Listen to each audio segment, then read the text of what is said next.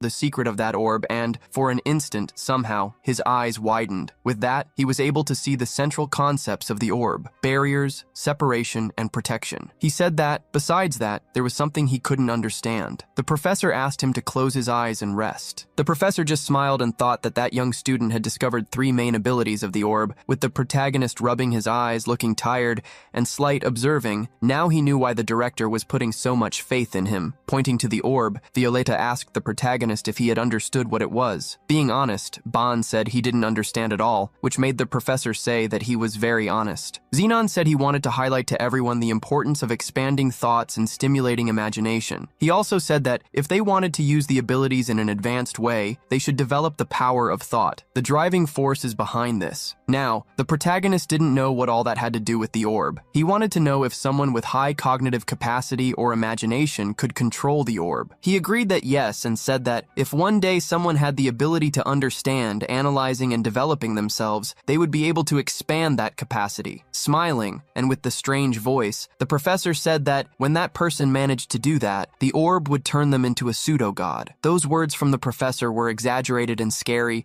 and the students were staring. But, for the protagonist, everything continued to be very tedious. The professor insisted, saying that at the moment it might be difficult to understand. He said that as the lecture advanced, everyone would gradually come to understand. Finishing the lecture, he said that their task was to try to imagine the possible applications of everything that was said. From the beginning to the end of that lecture, the protagonist found everything very complicated. He had a doubt. If God was God, what would a pseudo-god be? He didn't know if it was something similar to a god or a false good. His thoughts were interrupted when Slight called Ban to leave, while Ban was asking someone from his class to explain the lecture again because he hadn't understood. Meanwhile, Slight said he thought the protagonist would summarize very well, but he had his eyes wide open ahead, seeing Ortema. After the scare passed, he managed to ask Ortema what he was doing there. The bad-faced young man said that he was the one who asked the questions. He wanted to know where she was, and Slight could hardly believe that he was talking about their colleague. Suddenly, Dako arrives, asking why everyone was grouped together. Smiling, she said in an ironic tone that she thought something serious had happened. The protagonist, awkward and not wanting things to get worse, didn't know what to say. Ortema approached the white-haired young woman and confirmed if her name was Dako. He said he had business to deal with her. She continued to ironize, and she asked if he was making another duel request, saying that if he wanted to hurt her, she wouldn't prevent it. He clung to her, saying that dueling inside the academy seemed like something difficult. While she was talking, the young man put one of his knees on the ground and told her that it was not a duel request. He took out a beautiful bouquet of flowers and offered it to the furious young woman in front of him. Leaving everyone scared, Ortema asked the young woman out on a date, while he was blushing with shame. The people behind, with their eyes wide, never imagined that that scene was possible. Just like them, the cold-hearted young woman also didn't show her expressions. Nobody could believe that the proud and arrogant Ortema had fallen for a woman who beat him to a pulp. Our main character wondered what kind of taste someone had to have for that to even be possible. Remembering that Ban himself had been beaten by Doko many times, Slight asked if he wasn't answering his own question. Being called a masochist in such a not-so-subtle way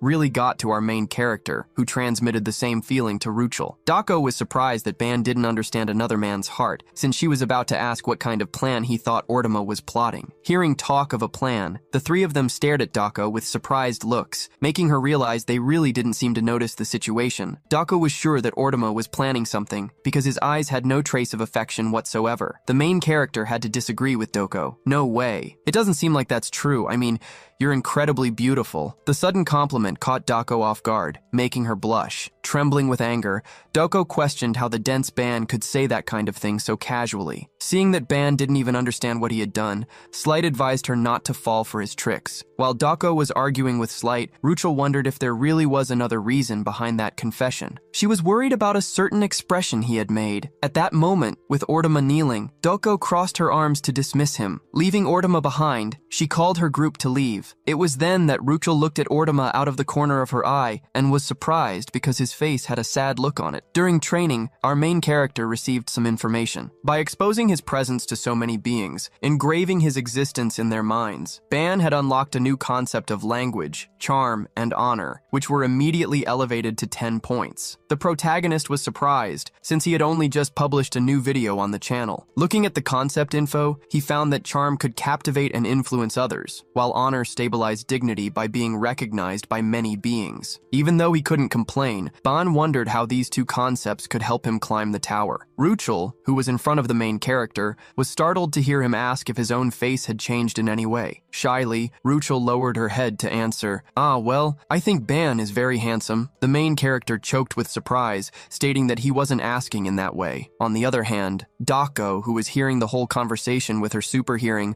was starting to get annoyed. Suddenly, Ruchel heard Slight scream, who was training with Dako, and felt a strong gust of wind hit her back. Stomping on the ground, Doko got the attention of the two who were flirting. "Train, focus on training, and when you're resting, just rest." Poor Slight, who after a beating, was being carried by Doko. The main character also tried to ask Dako about his face, but the girl, in a hurry, slapped him on the face while blushing. "Seriously? Didn't you just hear what I said? Focus on training. If you keep it up, I'll make you two train until tomorrow." With Dako's threats, Ban and Ruchel went back to training, while the tired Slight cried for rest. Ban and Ruchel started sparring immediately. As they exchanged blows, the two moved around the entire training room, using all the space they could. Ruchel's claws hit the main character's sword, and after images of energy were left behind. Trying to rest a little, Slight commented to Dako that Ban seemed much stronger, and was curious to know if he shouldn't stop focusing on dungeons and go back to the tower. Dako thought Slight was being too hasty. In her view, even if Ban had improved, he was still way behind Slight and the beast Ruchel. She could tell that from the beginning, the sparring between the two was only working because one of them, Ruchel, was going easy on the other. Anyway, Dako remembered that the next day they would return to the tower. She wondered if Ban had already figured out how to deal with the beast inside Ruchel,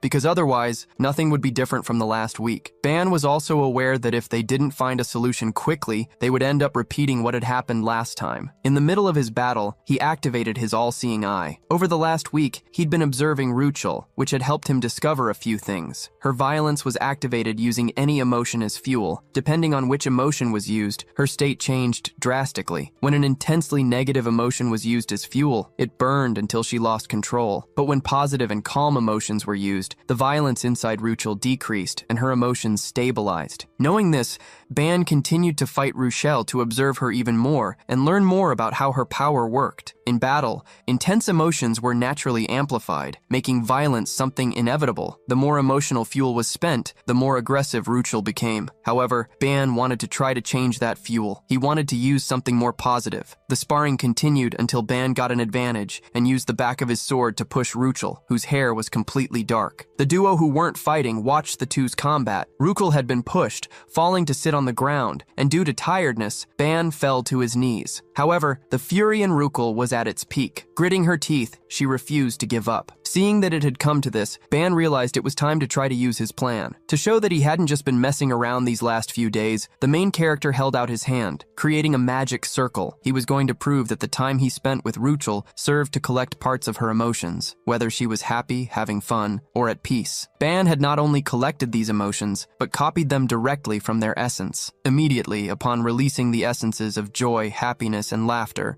Ban moved toward Ruchel. Wielding such emotions, he hoped they would work. He directed them at Ruchel in an attempt to make his friend absorb them. However, a blow prevented him from getting close to her. In a fit of rage, Ruchel managed to hit Ban's hand, which held the emotions. The main character was slightly startled. In front of him, Dako was gritting her teeth hard. The girl got up instantly, grabbing Ban by the stomach like a rugby player, and with the inertia of the movement, threw him to the ground, falling on top of him. The main character felt the impact heavily. Mounting Ban, Ruchel had a demonic look. With a great roar, she attacked the main character with her sharp claws. Immediately seeing the danger, Dako and Slight ran toward them to prevent the attack. However, a chain was faster than the two. The chain wrapped around Ruchel's arm, preventing her attack. A second chain appeared, grabbing her other arm and immobilizing her so she couldn't attack anymore. Seeing Ruchel's expression, the main character was worried, but soon realized that the color of her hair was lightening. When Ruchel returned to normal, the main character asked if she wasn't moving faster after transforming. Finally, Ban could rest, relieved to see that the beast in Ruchel was calming down quickly. Still, it could be dangerous to have to tie her up every time they fought. He couldn't help but think think if there wasn't a better method to calm her down, some condition for it. Pulling the main character out of his worries, Ruchel thanked him. Ban didn't understand why she was thanking him, since he hadn't completely solved the problem yet. However, Ruchel shook her head in a hurry and thanked him, because now she could at least fight a little. She already considered the improvement significant, and, because of that, was happy to have him by her side. Ban started to blush at Ruchel's words. Quickly, Dako approached him, staring at him. The main character was startled by Dako getting so close and had to make up excuses. "We were working hard here, didn't you see?"